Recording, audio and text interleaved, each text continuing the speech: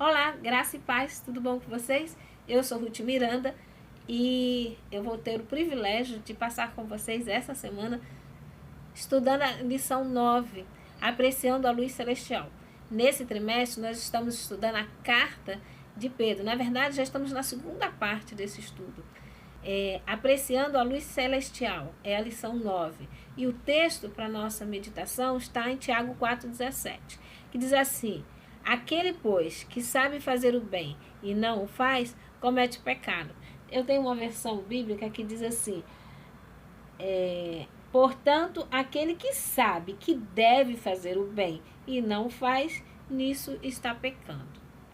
E aí, você está fazendo bem? Ou você está pecando? Vamos lá.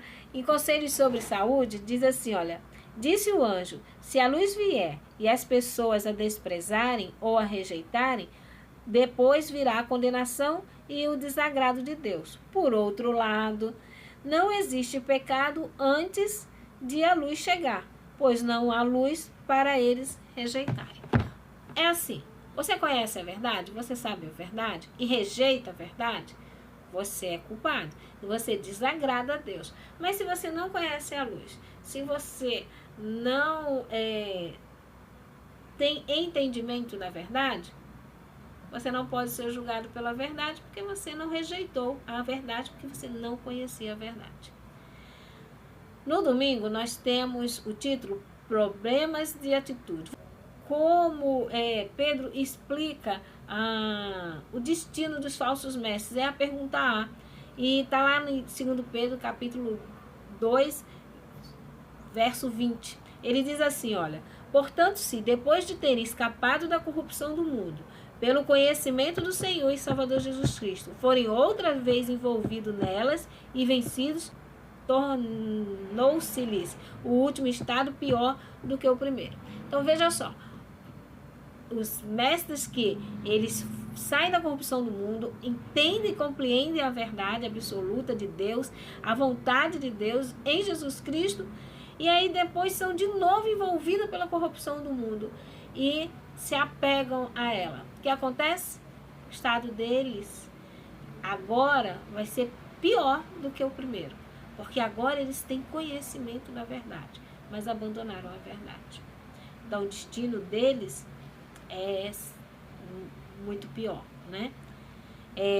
Atos dos Apóstolos diz assim, página 535 diz assim: o apóstolo comparou o falso mestre que surgem na igreja e são considerados verdadeiros por muitos de seus irmãos na fé, a fontes sem água, nuvens levadas pela força do vento, para as quais a escuridão das trevas eternas se reserva.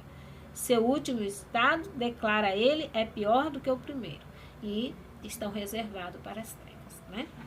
A pergunta B, aí agora a gente vai falar aí sobre problemas de atitude. A gente falou sobre o problema da atitude dos falsos mestres, né? Dos mestres que se deixam envolver novamente pelo pecado, pela corrupção, né? É uma atitude errada. E agora nós vamos falar qual palavra atemporal, quais palavras atemporais nos ajudam a manter uma perspectiva equilibrada e fazer escolhas sábias quando os outros nos desprezam ou testam nossa paciência. Atemporais, palavras que servem para todo o tempo. Quais são essas palavras atemporais? Vamos ver o que Eclesiastes 7, capítulo 7, verso 8 diz assim: melhor é o fim das coisas do que o princípio delas. Melhor é a paciência, é o paciente de espírito do que o altivo de espírito. Ou seja, melhor é ser paciente e ser humilde, né? Então, palavras atemporais, humildade e paciência. E quando ele diz aqui, olha, é melhor o fim das coisas do que o princípio, porque o fim daqueles que servem a Deus, que amam a Jesus, é salvação, é vida eterna. Amém? O texto de Testemunhos para a Igreja, volume 5, diz assim: enquanto você se esforçar com tanto empenho para ser o primeiro, lembre-se de que você será o último no favor de Deus, se deixar de nutrir um espírito manso e humilde. O orgulho de coração fará com que muitos fracassem exatamente no ponto em que poderiam ter tido sucesso. Diante da honra vai a humildade, e melhor é o paciente de espírito do que o altivo. Deus nos abençoe. Eu espero que vocês tenham um lindo dia, cheio de humildade e paciência. E, permitindo Deus, nós voltamos amanhã para continuar essa maravilhosa lição. Um abraço, fiquem com Deus.